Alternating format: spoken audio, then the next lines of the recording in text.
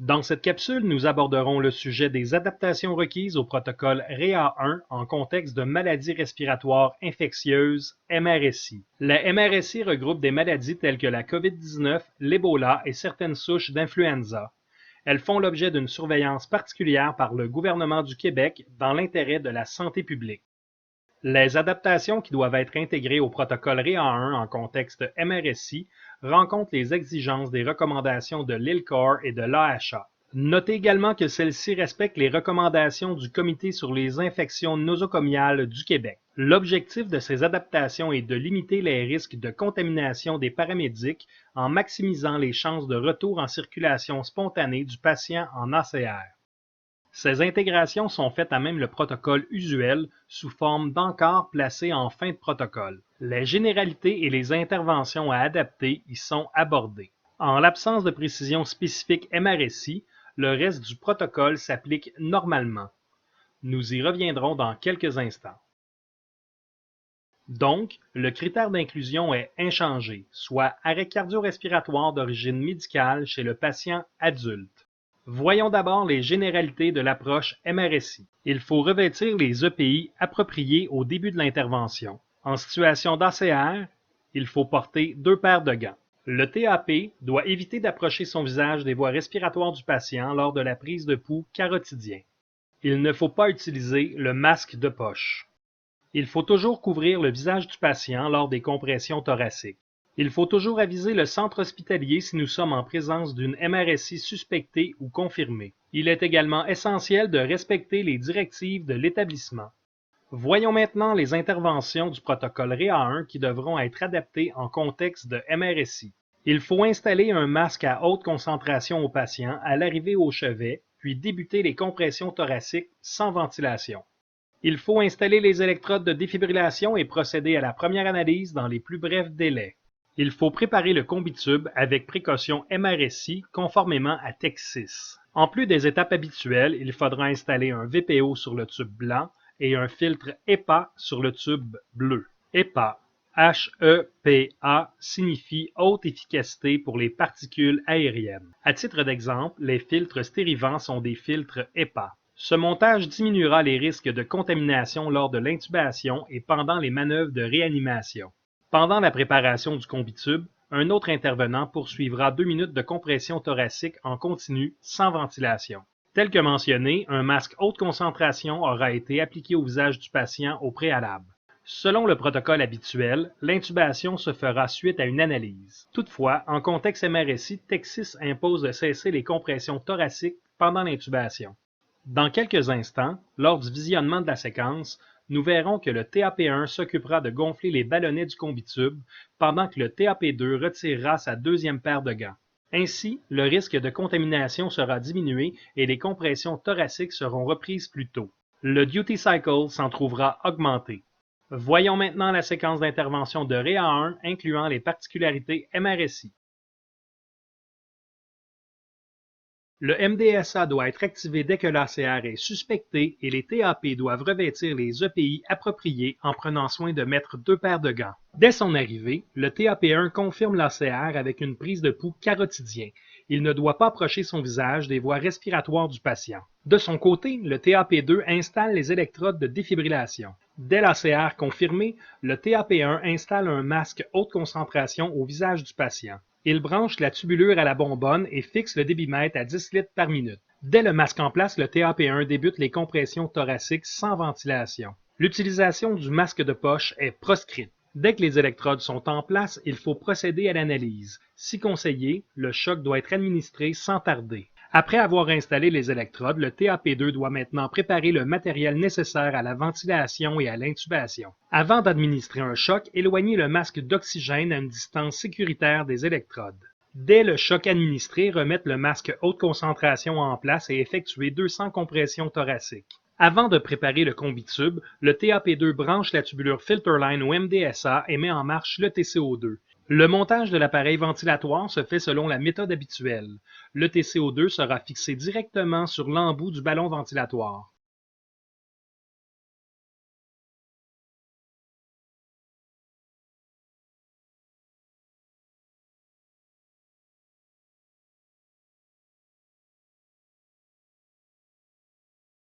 Pour préparer le combitube conformément à TEC6, le TAP2 vérifiera l'étanchéité des ballonnets et des pilotes.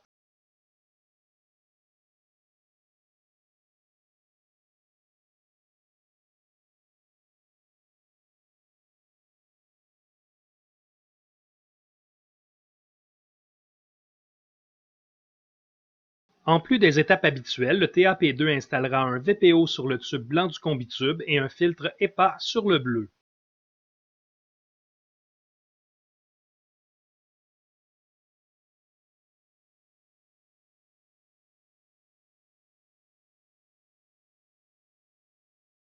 Conformément à REA 1, l'intubation se fera après une analyse.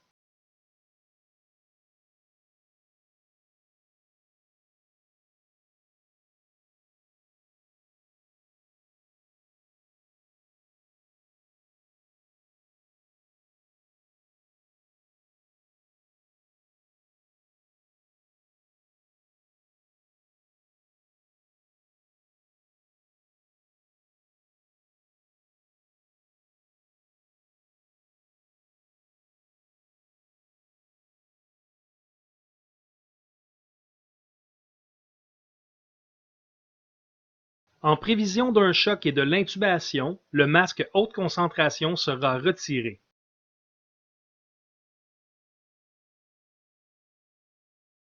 Aucune compression thoracique ne doit être effectuée pendant l'insertion du combitube. Lorsqu'il a inséré le combitube suffisamment pour que les incisives du patient soient entre les deux lignes d'arrêt, le TAP2 retirera sa deuxième paire de gants afin de diminuer la charge virale potentielle.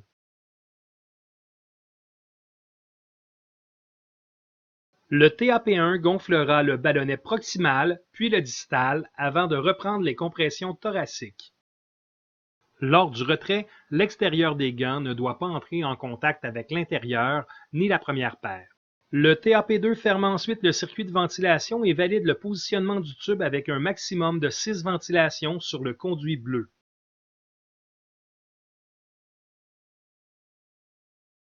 Lorsque le capnographe indique une valeur de CO2 supérieure à 0 en millimètres de mercure avec une onde de capno, poursuivre les ventilations par ce conduit. Dès le positionnement confirmé, il faudra obturer, c'est-à-dire fermer hermétiquement le tube ne servant pas à la ventilation. La technique la plus sécuritaire est de plier le tube ne servant pas à la ventilation pour l'obstruer le mieux possible pendant la manœuvre. Retirez ensuite le VPO et remplacez-le par un filtre EPA. Laissez le tube revenir à sa position. Il est possible d'obturer le tube entre deux ventilations. Toutefois, il faut prévoir le matériel lors de la préparation de nos équipements d'intubation et de ventilation.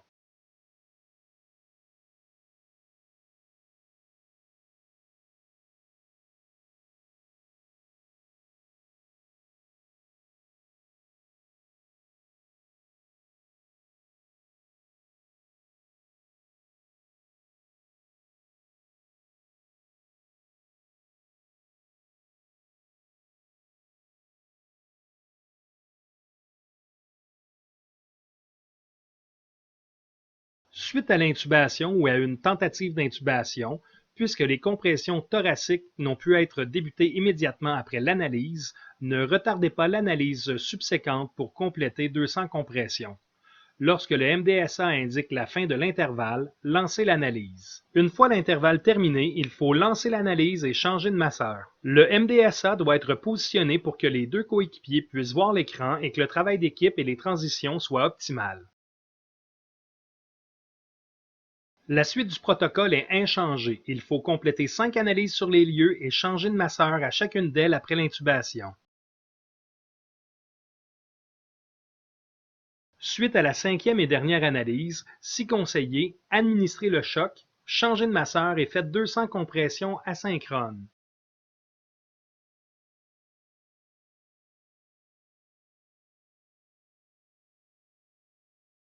Les compressions complétées, initiez l'évacuation sur planche dorsale avec collet cervical.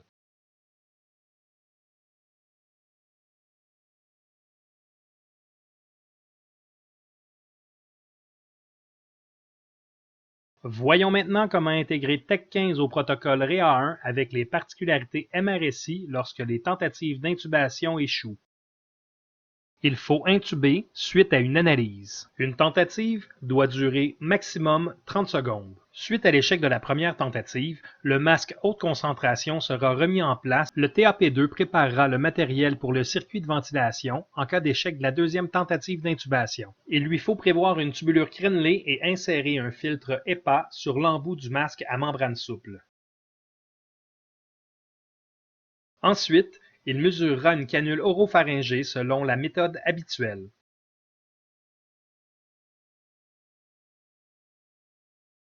Si possible, il faut sortir de la trousse le matériel requis pour le circuit ventilatoire avant la première tentative d'intubation. L'objectif ici est de minimiser la charge virale liée à la contamination de la trousse et des équipements qu'elle contient. Si les équipements sont sortis au préalable, le TAP2 n'aura pas à manipuler la trousse après avoir eu un contact avec les voies respiratoires supérieures du patient suite à l'échec des tentatives d'intubation. Donc, après avoir préparé le matériel d'intubation, si l'intervalle de RCR n'est pas terminé, le TAP2 doit sortir de la trousse le matériel requis pour le circuit de ventilation MRSI. La deuxième tentative d'intubation sera faite après l'analyse suivante. En prévision d'un choc et de la deuxième tentative d'intubation, le masque haute concentration sera retiré.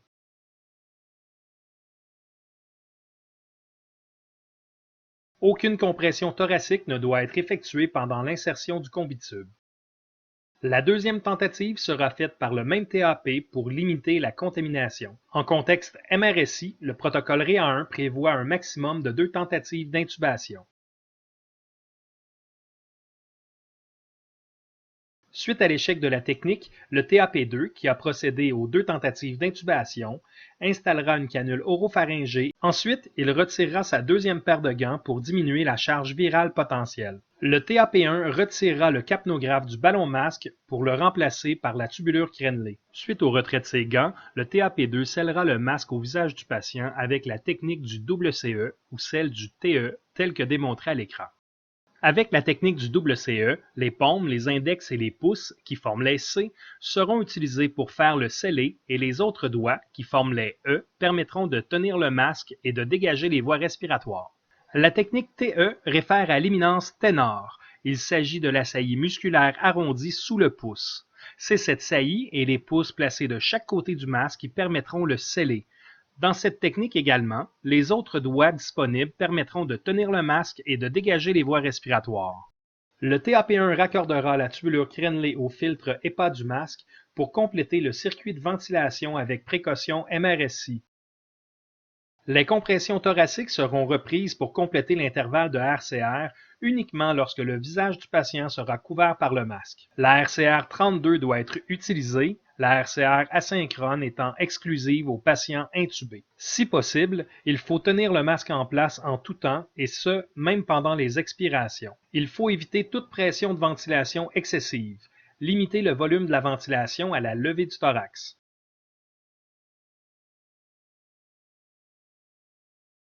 Une fois l'intervalle terminé, il faut lancer l'analyse et changer de masseur. Il faut toujours s'assurer que le masque soit en place avant de reprendre les compressions thoraciques. La suite du protocole est inchangée, il faut compléter 5 analyses sur les lieux et changer de masseur à chacune d'elles.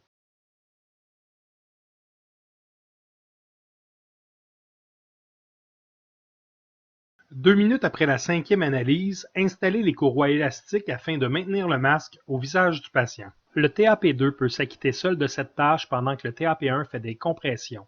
Un scellé doit toujours être maintenu. En cas de difficulté, les 2 coéquipiers feront la tâche.